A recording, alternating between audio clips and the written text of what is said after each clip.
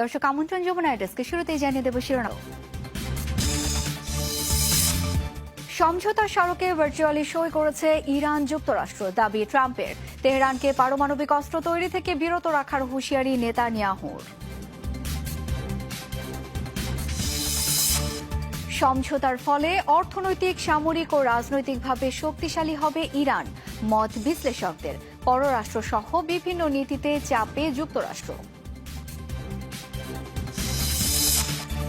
ক্যালিফোর্নিয়ায় মার্কিন বোমারু বিমান বিধ্বস্ত হয়ে 8 জনের মৃত্যু।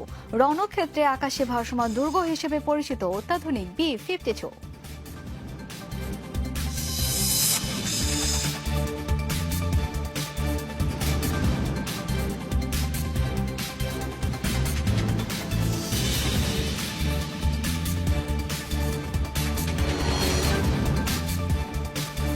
দর্শক আমন্ত্রণ যমুনার ডেস্কে শিরোনামগুলো দেখছিলেন।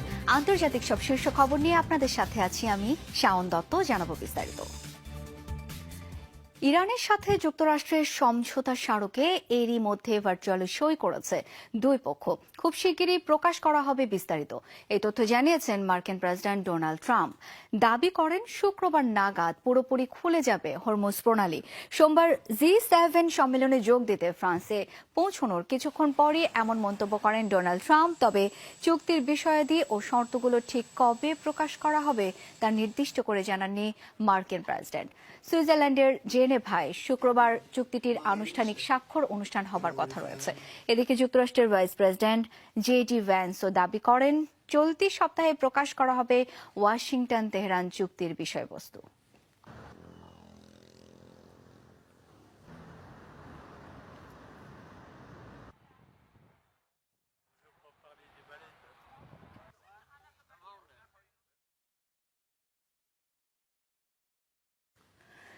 যুক্তরাষ্ট্র ইরান চুক্তির শর্ত জানে না ইসরায়েল। সমঝোতা নিশ্চিতের পর প্রতিক্রিয়ায় এমন মন্তব্য করেছেন ইসরায়েলি প্রধানমন্ত্রী বেনিয়ামিন নেতানিয়াহু। জানিয়েছেন হুমকি এখনো শেষ হয়নি, নিজেদের প্রতিরক্ষায় কাজ করে যাবেন তিনি। পারমাণবিক অস্ত্র অর্জন করতে দেবেন না ইরানকে।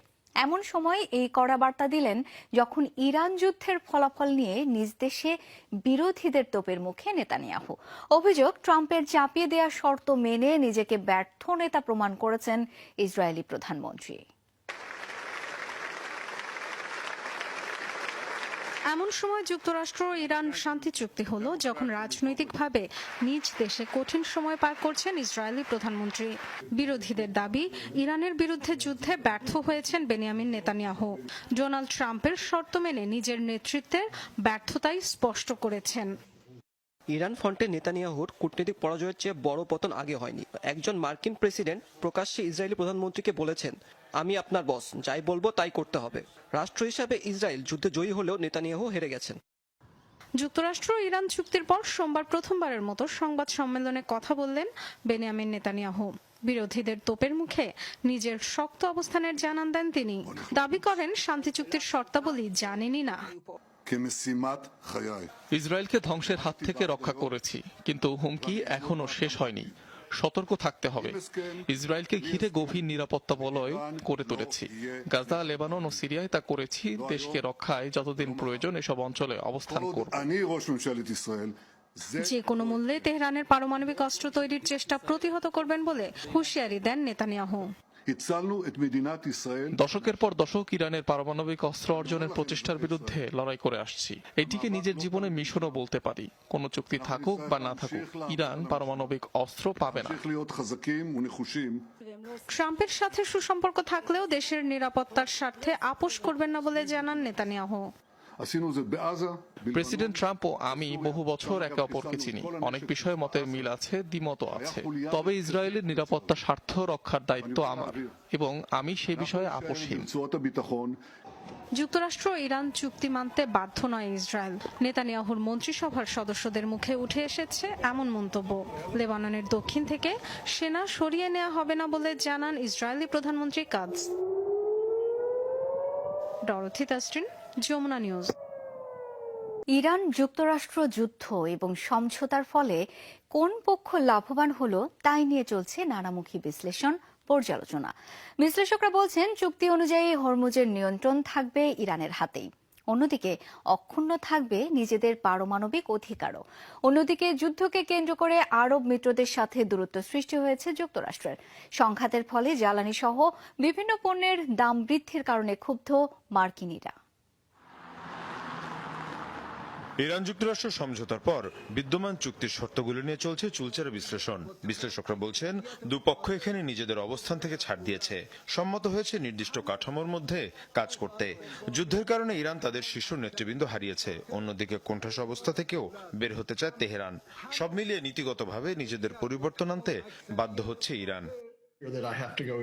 ইরান তাদের শীর্ষ নেতৃবৃন্দ হারিয়েছে, তারা কোণঠাসা অবস্থান থেকে বের হতে চায়। সব মিলিয়ে ইরান তার নীতিগত অনেক কিছুতেই পরিবর্তন আনতে সম্মত হয়েছে। বিশ্লেষকরা বলছেন ইরানের সবচেয়ে বড় সাফল্য হলো হরমুজের নিয়ন্ত্রণ এবং পারমাণবিক কর্মসূচির মৌলিক কাঠামো ধরে রাখা। তেহরান বহু বছর ধরে বলে এসেছে শান্তিপূর্ণ উদ্দেশ্যে ইউরেনিয়াম সমৃদ্ধকরণ তাদের সার্বভৌম অধিকার। যদি প্রকল্পের কার্যক্রম অব্যাহত থাকে তাহলে এটিকে ইরানের কৌশলগত জয় হিসেবেই দেখা হবে। এর পাশাপাশি অর্থনৈতিক নিষেধাজ্ঞা শিথিল হলে বিপর্যস্ত অর্থনীতিতে স্বস্তি ফিরতে পারে, ফলে অভ্যন্তরীণ চাপও কিছুটা কমবে।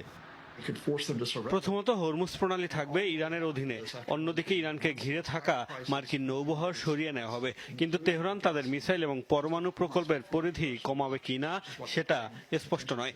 নিয়ন্ত্রিত হলেও সেগুলোর কার্যক্রম তারা চালিয়ে যাবে। ফলে রাজনৈতিকভাবে ইরান এখন আরো শক্তিশালী অবস্থানে চলে গেছে। এদিকে বিশ্লেষকরা বলছেন এই যুদ্ধের ফলে নানামুখী ক্ষতির শিকার হয়েছে যুক্তরাষ্ট্র। একদিকে মধ্যপ্রাচ্যের মিত্রদের সাথে দূরত্ব সৃষ্টি হয়েছে, অন্যদিকে ক্ষতিগ্রস্ত হয়েছে আব্রাহাম অ্যাকর্ড। সব মিলিয়ে নড়বড়ে হয়ে গেছে মার্কিন পররাষ্ট্রনীতি। যুক্তরাষ্ট্রের সাথে মিত্র দেশগুলোর দূরত্ব তৈরি হয়েছে।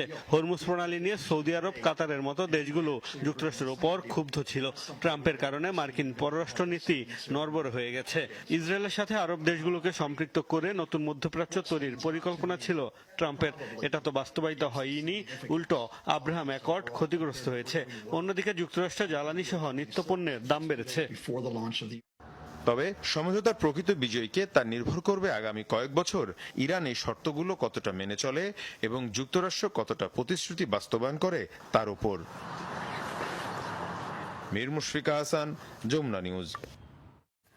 যুক্তরাষ্ট্র ইরান সমঝোতা চুক্তিকে স্বাগত জানিয়েছে লেবাননের সশস্ত্র গোষ্ঠী হিজবুল্লাহ ও ফিলিস্তিনের স্বাধীনতাকামী সংগঠন হামাস। বিবৃতিতে এই সমঝোতাকে মধ্যপ্রাচ্যের জন্য একটি বড় অর্জন হিসেবে অভিহিত করেছে হিজবুল্লাহ। স্মারকটি কার্যকর হলে লেবানন সহ মধ্যপ্রাচ্যের সব ফ্রন্টে হামলা বন্ধ হবার আশাবাদ ব্যক্ত করে গোষ্ঠীটি। তবে আনুষ্ঠানিক ঘোষণা না আসা পর্যন্ত লেবাননের বাস্তুচ্যুতদের নিরাপদে অবস্থান করার পরামর্শ দিয়েছে হিজবুল্লাহ। এদিকে সোমবার এক বিবৃতিতে সব বাধা অতিক্রম করে দেশের সার্বভৌমত্ব রক্ষায় ইরানের ভূমিকার প্রশংসা করে ফিলিস্তিনের স্বাধীনতাকামী গোষ্ঠী হামাস চুক্তিটি বাস্তবায়নের মধ্য দিয়ে ফিরবে আঞ্চলিক স্থিতিশীলতা, যা ইতিবাচক প্রভাব ফেলবে মধ্যপ্রাচ্যের অন্য সব ইস্যুতে বলে আশাবাদ ব্যক্ত করে গোষ্ঠীটি। যুক্তরাষ্ট্র ইরান শান্তি চুক্তির কয়েক ঘণ্টার মাথায় লেবাননে একাধিক হামলা চালিয়েছে ইসরায়েল। প্রাণ গেছে একজনের, আহত এক গণমাধ্যম কর্মী। সোমবার দেশটির দক্ষিণাঞ্চলে ড্রোন হামলা চালিয়েছে আইডিএফ। লেবানিজ সরকারি সংবাদ সংস্থা এনএনএ নিশ্চিত করেছে এই তথ্য। জানায় কাফায় একটি গাড়িকে লক্ষ্য করে ছোড়া হয় ড্রোন, প্রাণ হারান চালক। আরেক হামলায় আহত হন এক গণমাধ্যম কর্মী। যুক্তরাষ্ট্রের সাথে সমঝোতা চুক্তিতে ইরানের অন্যতম শর্ত লেবাননে হামলা বন্ধ। সমঝোতা স্মারকে সব ফ্রন্টে যুদ্ধ বন্ধের কথা জানানো হয়েছে বলে জানান মধ্যস্থতাকারী পাকিস্তানের প্রধানমন্ত্রী শেহবাজ শরীফ। যুক্তরাষ্ট্রের ক্যালিফোর্নিয়ায় বিধ্বস্ত হয়েছে একটি B-52 বোমারু বিমান। প্রাণ গেছে 8 জনের। এজর্ট বিমান ঘাঁটি থেকে উড্ডয়নের পরপরই মাটিতে আছড়ে পড়ে এটি। মার্কিন বিমান বাহিনীর অত্যন্ত গুরুত্বপূর্ণ বাহন B-52 স্ট্র্যাটোফোর্ট্রেস, যা শত শত বোমা ও পারমাণবিক ক্ষেপণাস্ত্র বহনে সক্ষম। সোমবার স্থানীয় সময় বেলা 11টা ক্যালিফোর্নিয়ার মোহাবে মরুভূমিতে অবস্থিত এডওয়ার্ডস এয়ারবেস থেকে উড্ডয়ন করে মার্কিন বিমান বাহিনীর একটি B-52 স্ট্র্যাটোফোর্ট্রেস। রুটিন মিশনে ওড়ার কথা ছিল বোমা বিমানটির, কিন্তু উড্ডয়নের কিছুক্ষণ পরই রানওয়ের উপর আছড়ে পড়ে বিশাল বিমানটি। মুহূর্তেই রূপ নেয় আগুনের গোলায়, এক পর্যায়ে পরিণত হয় ছায়ের ধ্বংসস্তূপে। দুর্ঘটনায় প্রাণ হারান বিমানের 8 আরোহী। এর মধ্যে 2 জন ছিলেন উড়োজাহাজ নির্মাতা বোয়িং এর কর্মকর্তা। কর্তৃপক্ষ জানায় এই ধরনের দুর্ঘটনায় কারো জীবিত ফেরা সম্ভব নয়। এখন পর্যন্ত দুর্ঘটনার কোনো কারণ বের করতে পারেনি। প্রাথমিক তথ্য সংগ্রহ করে নিরাপত্তা বোর্ড গঠন করা হচ্ছে। তারা তদন্ত করে মূল কারণগুলো খতিয়ে দেখবে।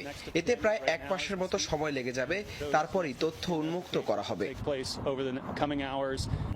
রণক্ষেত্রে আকাশে ভাসমান দুর্গ হিসেবে পরিচিত B-52 স্ট্র্যাটোফোর্ট্রেস, যা 32,000 কেজির পেলোড নিয়ে 50,000 ফুট উচ্চতায় উঠতে সক্ষম। এর একটি ফ্লাইটে আনুমানিক 32টি নিউক্লিয়ার ক্রুজ মিসাইল ও শতাধিক বোমা বহন করা যায়।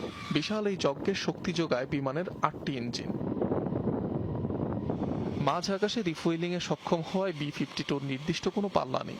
বোয়িং নির্মিত সাবসনিক এই বোম্বারটিতে মূলত 5 জনের ক্রু থাকে। 1950 সাল থেকে এটি মার্কিন বহরে যুক্ত। সাম্প্রতিক ইরান যুদ্ধেও স্ট্র্যাটোফোর্ট্রেসের ব্যবহার দেখা গেছে। অনিক রহমান, যমুনা নিউজ। রাশিয়ার সাইবেরিয়ায় প্রশিক্ষণ ফ্লাইট চলাকালে বিধ্বস্ত হয়েছে একটি Tu-22 M3 বোমারু বিমান। ইজেক্ট করে প্রাণে বেঁচে গেছেন আকাশযানটির 4 ক্রু। কোনো রকমের গোলা বারুদ ছাড়াই উড্ডয়ন করছিল বিমানটি। সোমবার সাইবেরিয়ার ইরকুৎস্কের একটি বনাঞ্চলে দুর্ঘটনাটি ঘটে। রুশ প্রতিরক্ষা মন্ত্রণালয় জানায়, নিয়মিত প্রশিক্ষণের অংশ হিসেবে উড়ানো হচ্ছিল বোমারু বিমানটিকে। অজ্ঞাত কারণবশত মাঝ আকাশে ইঞ্জিন বিকল হয়ে পড়লে মাটিতে আছড়ে পড়ে এটি। মূলত সোভিয়েত আমলের একটি সুপারসনিক বোমারু বিমান Tu-22 M3, যা Tu-22 উন্নত সংস্করণ। সাধারণত রাশিয়ার আলোচিত কিনঝাল মিসাইল বহন করে থাকে বিমানটি।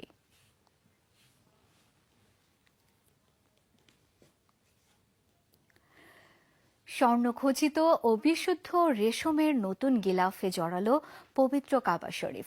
মঙ্গলবার আরবি নববর্ষের সূচনা লগ্নে পরিবর্তন করা হয় আল্লাহর ঘরের কেসোয়া। মোট 10 ধাপে দীর্ঘ সময় ধরে সম্পন্ন করা হয় এই প্রক্রিয়া। প্রতি বছরই নিয়ম মেনে পরিবর্তন হয়ে আসছে কাবা শরীফের গিলাফ। বছর 4 ধরে আরাফার দিনের পরিবর্তে হিজরি সনের প্রথম দিনে পাল্টানো হয় কেসোয়া। রীতি মেনে আবারও নতুন রূপে সাজলো আল্লাহর ঘর পবিত্র কাবা শরীফ। হিজরি নতুন বর্ষ 1448-এর সূচনা লগ্নেই পাল্টানো হয় কাবার গিলাফ। অংশ নেয় কারিগর ও প্রযুক্তিবিদদের বিশেষ একটি দল। এবার মোট 10 ধাপে পরিবর্তন করা হয় কিসওয়া নামে পরিচিত বিশেষ চাদর। প্রতি বছরই নিয়ম অনুযায়ী পাল্টানো হয় কাবার গিলাফ। আগে আরাফার দিন পরিবর্তনের রেওয়াজ থাকলেও বছর কয়েক ধরে তা পাল্টানো হচ্ছে মুহররম মাসের প্রথম দিনে।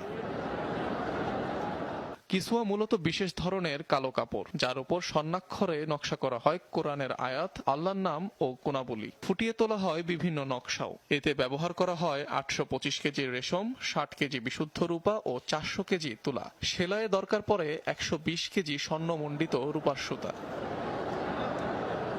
42 ফুট উঁচু আর 141 ফুট প্রশস্ত কাবা শরীফ ঢাকতে গিলাফের পুরো নির্মাণ শৈলীতে অনুসরণ করা হয় 7টি ধাপ। 47টি কাপড়ের টুকরাকে সেলাই করা হয় বিশেষ মেশিনে, যা কাবার দেয়ালে ঝোলানোর পর জোড়া দেয়া হয়। একটি কিসওয়ার ওজন 1400 কেজির মতো হতে পারে। পরিবর্তনের পর পুরনো গিলাফের বিভিন্ন অংশ মুসলিম দেশসহ বিভিন্ন জাদুঘরে উপহার হিসেবে পাঠায় সৌদি কর্তৃপক্ষ। অনিক রহমান, যমুনা নিউজ। ধর্ষণের মামলায় দোষী সাব্যস্ত হলেন নরওয়ের যুবরাজ মারিয়াস বর্গ হাইবি। তাকে 4 বছরের কারাদণ্ড দিয়েছে আদালত। 2টি ধর্ষণ সহ একাধিক গুরুতর অপরাধের অভিযোগ তোলা হয় দেশটির ক্রাউন প্রিন্সের সৎ ছেলে মারিয়াসের বিরুদ্ধে, যার সবকটি অস্বীকার করেন তিনি। অসুস্থতার অজুহাতে উপস্থিত ছিলেন না আদালতে। ভুক্তভোগী নারীদের প্রত্যেককে প্রায় $57,000 করে ক্ষতিপূরণ দেওয়ার নির্দেশ দিয়েছে আদালত।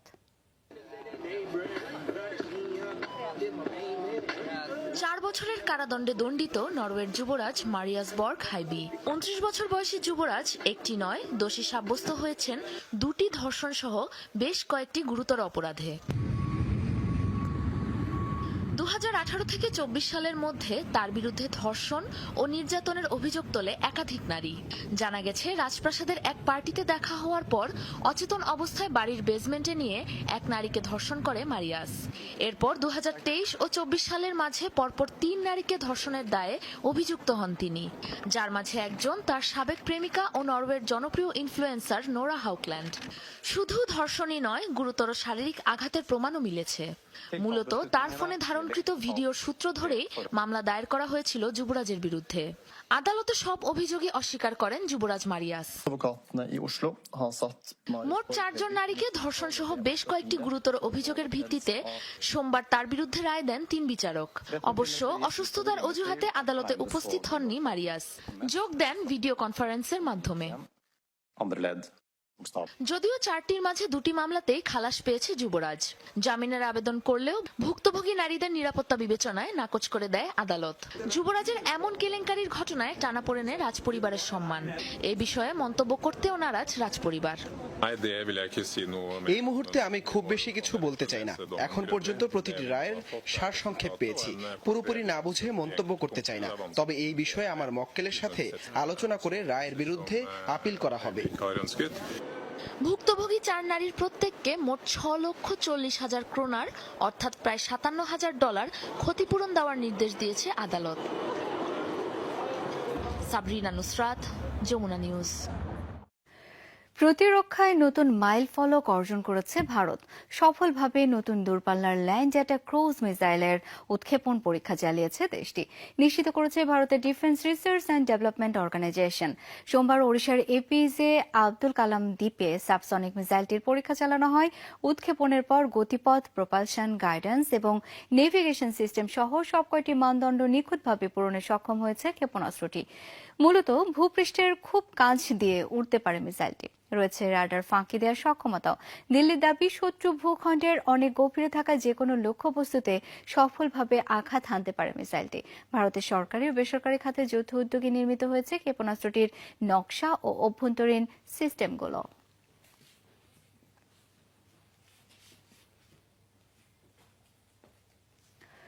দীর্ঘ 11 ঘণ্টাব্যাপী জিজ্ঞাসাবাদের মুখোমুখি হলেন তৃণমূল কংগ্রেসের সাধারণ সম্পাদক ও পশ্চিমবঙ্গের সাবেক মুখ্যমন্ত্রী মমতা ব্যানার্জির ভাইপো অভিষেক ব্যানার্জি। সরকারি স্কুলে শিক্ষক ও কর্মী নিয়োগে অনিয়ম ও দুর্নীতির মামলায় কলকাতার সল্ট লেকের এনফোর্সমেন্ট ডিরেক্টরেট অফিসে নিয়ে জিজ্ঞাসাবাদ করা হয় তাকে। এর আগের দিনও বিধানসভায় বিরোধী দলনেতা নিয়োগ সংক্রান্ত নথিতে এমএলএদের স্বাক্ষর নকলের অভিযোগে প্রায় 8.5 ঘণ্টা ধরে সিআইডির জেরার মুখোমুখি হন তিনি। দীর্ঘ জেরা শেষে বেরিয়ে আসার পরপরই প্রতিদ্বন্দ্বী দল বিজেপির বিরুদ্ধে বেশ কিছু গুরুতর অভিযোগ তোলেন তিনি। ঘোষণা দেন কোনোভাবেই আত্মসমর্পণ করবেন না বিজেপির কাছে। ফ্রান্সে শুরু হয়েছে আন্তর্জাতিক অর্থনৈতিক ফোরাম G7 এর সম্মেলন। আলোচনা চলবে মধ্যপ্রাচ্য, রাশিয়া, ইউক্রেন ইস্যু সহ বিশ্ববাজারের চলমান পরিস্থিতি নিয়ে। সোমবার আয়োজক দেশ ফ্রান্সে সম্মেলনে যোগ দেন কানাডা, জার্মানি, ইতালি, জাপান, যুক্তরাজ্য ও যুক্তরাষ্ট্রের প্রতিনিধিরা। অংশ নিয়েছেন মার্কিন প্রেসিডেন্ট ডোনাল্ড ট্রাম্পও। এবারের সম্মেলনে প্রতিনিধিদের পাশাপাশি ভারতের প্রধানমন্ত্রী নরেন্দ্র মোদী, ইউক্রেনের প্রেসিডেন্ট ভলোদিমির জেলেনস্কি সহ আরও বেশ কিছু নেতাদের আমন্ত্রণ জানিয়েছেন ফরাসি প্রেসিডেন্ট ইমানুয়েল ম্যাক্রন। 2 দিনব্যাপী এই সম্মেলনে আলোচিত ইস্যুগুলোর মধ্যে প্রধান আলোচ্য বিষয়গুলোর মাঝে থাকবে মধ্যপ্রাচ্য ও রাশিয়া ইউক্রেন যুদ্ধ, ইরানের সার্বিক পরিস্থিতি ও বৈশ্বিক অর্থনৈতিক চ্যালেঞ্জের ইস্যুগুলো। শক্তিশালী ভূমিকম্পে কেঁপে উঠল ইন্দোনেশিয়ার সুলাওয়েসি দ্বীপ। মঙ্গলবার 6.7 মাত্রার ভূমিকম্প আঘাত এনেছে দ্বীপটিতে। সকালে বড় ধরনের কম্পন অনুভূত হয় সুলাওয়েসি প্রদেশের রাজধানী পালু শহর ও এর আশপাশে। উৎপত্তিস্থল শহরটি থেকে প্রায় 43 কিলোমিটার দূরে। মার্কিন ভূতাত্ত্বিক জরিপ সংস্থা জানিয়েছে প্রায় 6 মাইল গভীরে হয় ভূমিকম্পের উৎপত্তি। এ পর্যন্ত বেশ কয়েকটি শক্তিশালী আফটারশক অনুভূত হয়েছে অঞ্চলটিতে। হতাহতের কোনো খবর না পাওয়া গেলেও বিক্ষিপ্ত ক্ষয়ক্ষতির তথ্য জানিয়েছে কর্তৃপক্ষ। অসংখ্য ফল্ট লাইনের কারণে ভূকম্পন প্রবণ হিসেবে বিবেচিত ইন্দোনেশিয়া, তাই প্রায় নিয়মিতই হয় ভূমিকম্প, সুনামি, অগ্ন্যুৎপাতের মতো ঘটনা। টানা 3য় দিনের মতো বিক্ষোভে উত্তাল ইন্দোনেশিয়া। আন্দোলন ছড়িয়েছে কমপক্ষে 8টি বড় শহরে। অর্থনৈতিক সংকট ও জ্বালানির মূল্যবৃদ্ধির প্রতিবাদে শুক্রবার রাস্তায় নামে দেশটির সাধারণ শিক্ষার্থীরা। সোমবার মানুষের ঢল নামে রাজধানী জাকার্তায়।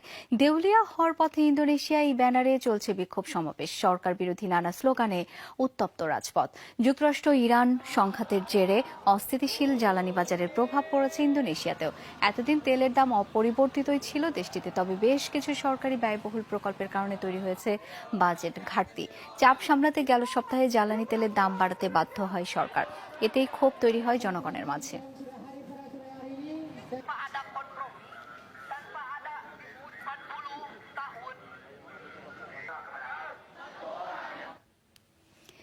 এবার যুক্তরাজ্যে 16 বছরের কম বয়সীদের জন্য নিষিদ্ধ হতে চলেছে ফেসবুক, টিকটক, ইনস্টাগ্রামের মতো সামাজিক যোগাযোগ মাধ্যম। শিশু কিশোরদের স্মার্টফোন আসক্তি এবং নিরাপত্তা বিবেচনায় আইন পাশ করেছে ব্রিটিশ সরকার। শিক্ষক, অভিভাবক ও তরুণদের মতামতের ভিত্তিতেই নেওয়া হয়েছে এই পদক্ষেপ। দ্রুতই আইনটি বাস্তবায়নের জন্য চলছে প্রস্তুতি। চলছে ক্লাসের বিরতি, তবুও মাঠে কিংবা লাইব্রেরিতে না গিয়ে শ্রেণীকক্ষে আছে শিক্ষার্থীরা। সবার হাতে স্মার্টফোন, মজে আছে সামাজিক যোগাযোগ মাধ্যমে। ডিজিটাল দুনিয়ার এই আসক্তি থেকে ভবিষ্যৎ প্রজন্মকে বাঁচাতে কঠোর পদক্ষেপ নিতে যাচ্ছে যুক্তরাজ্য। 16 বছরের কম বয়সী কিশোর কিশোরীদের জন্য সোশ্যাল মিডিয়া বন্ধের ঘোষণা দিলেন প্রধানমন্ত্রী কিয়ার স্টারমার। আমাদের সন্তানদের ভবিষ্যৎ সুরক্ষায় এটি এক বড় পদক্ষেপ।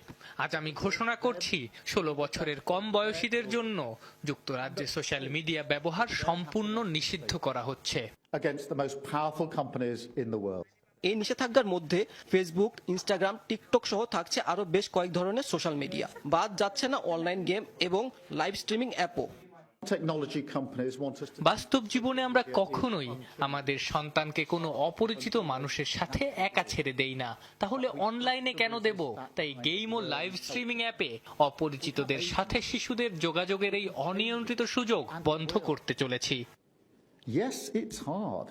আইন প্রণয়নের আগে শিক্ষক, অভিভাবক ও তরুণদের মতামত নেয় ব্রিটিশ সরকার। জরিপে দেখা যায় অংশ নেওয়া 83% অভিভাবকই মনে করেন সোশ্যাল মিডিয়ার উপকারের চেয়ে ক্ষতি বেশি। প্রায় 90% অভিভাবকই 16 বছরের নিচে সোশ্যাল মিডিয়া ব্যবহারে সম্পূর্ণ নিষেধাজ্ঞার পক্ষে মত দেন। 16 বছর আগে আমার কোনো সোশ্যাল মিডিয়া ছিল না, তখন জীবনটা সত্যি অনেক সুন্দর ছিল।